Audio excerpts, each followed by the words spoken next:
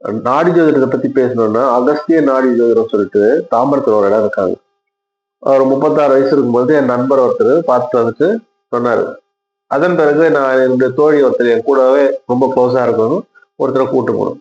அப்போ வந்து நாளை ரேகை கொடுக்கணும், என்னையும் ரேகை கொடுக்கணும். எனக்கு எதுக்கு ரேகை தேவையில்ல, நான் வந்து ஆல்ரெடி எங்க அப்பா ஜாதகம் எழுதி வச்சிருக்காரு அப்படின்னு சொல்லிட்டு வாங்க. இல்ல இல்ல கொடுனாங்க. சரி 2 பேரும் ரேகை கொடுத்தோம்.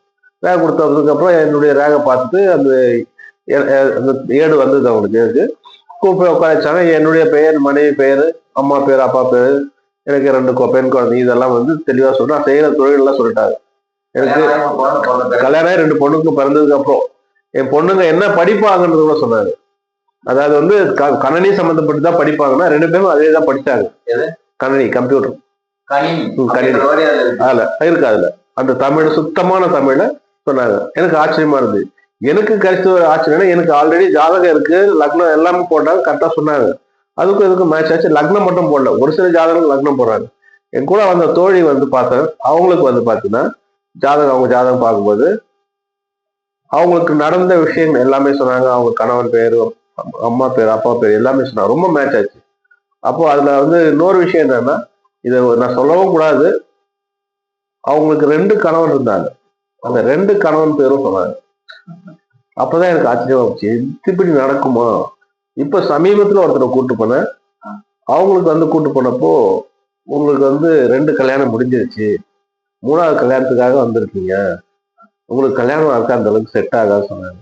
3வது கல்யாணம் வந்திருக்கீங்க, செட் ஆகாது. அடுத்து உங்களுக்கு 2 குழந்தைங்க, ஒரு பெண் குழந்தை, ஒரு ஆண் குழந்தை. எனக்கு தெரிஞ்ச அவங்களுக்கு குழந்தை, ஒரே குழந்தை, பெண் குழந்தை மட்டும்தான். அவங்க ஆமானாங்க. எனக்கு ஆச்சரியமா இருந்தது. அப்புறம் வெளியில வந்து சொல்றாங்க, எனக்கு ஏற்கனவே ஒரு பையன் பிறந்தான், அது தத்து கொடுத்துட்டோம்.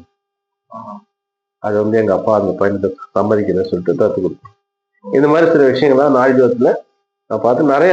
நான் வந்து 2000ல இருந்து அந்த நாடிஜோதத்துக்கு பாக்குறேன். இந்த டேட் ஆச்சு, அதாவது தேதி டைம்லாம் தெரியாது, பிறந்த தேதியே தெரியாம வர்றாங்க. அவங்களெல்லாம் அங்க அனுப்பிச்சிடுவேன். நிறைய ஜாதகங்கள் வருஷத்துக்கு 5 பேர் 6 பேர் அனுப்புறேன். போய் அங்க வந்து ஜாதகம் எடுத்துட்டு வராங்க. ஜாதகம் ஏறும் கிடைச்சிருது. ஒரு சிலருக்கு கிடைக்குது, ஒரு சிலருக்கு கிடைக்குது. நம்ம இங்க மட்டும் இல்லாம வெளிநாட்டுல இருந்து எல்லாம் வராங்க. அதுக்கு ஜப்பானிஸ் அதிகமா வராங்க. தாம்பரத்துல அது ஒரு இடம் இருக்கு, அகஸ்தியனுடைய ஜாதகம் நல்லா பாக்குறாங்க. அந்த நாடி ஜோதிடம் பார்த்ததுக்கு அப்புறம் தான் எனக்கு ஜோதிடத்திலேயே நம்பிக்கை வருது. அதுக்கப்புறம் தான் மேல படிச்சேன். அதுக்கப்புறம் அதுல ஆராய்ச்சி அதிகமா இறங்க. அதுக்கு முன்னாடி வந்து எனக்கு அந்த ஜோதிடம் வந்து அந்த அளவுக்கு ஏத்துக்கிற மாதிரி ஒரு மனப்பக்குவம் இல்லை. லைஃப் அனுபவப்பட்டதுக்கு அப்புறம் எடுத்து படிச்சேன், பார்த்தேன். இப்போ ஏதோ பார்த்துட்டு இருக்கேன், அவ்வளவுதான். அகஸ்தியர் அவருடைய காலகட்டத்தில் அந்த சித்தர்கள் வந்து எப்பயோ பல 100 வருஷத்துக்கு முன்னாடி எழுதி வச்ச ஏடு அதெல்லாம். அதுல வந்து 3/4 பாகம் போயிருச்சு, 1/4 பாகம் தான் இருக்கு. அந்த 1/4 பாகத்துல இருந்து ஒரு சிலர் கிடைக்குது, ஒரு சிலர் கிடைக்கிறது இல்லை. நாங்க போய் எடுத்தப்போ அந்த இடத்துல இருக்க ஒரு சொன்னாரு, நாடிச்சோட உங்களுக்கு கிடைச்சிச்சா? கிடைச்சிது.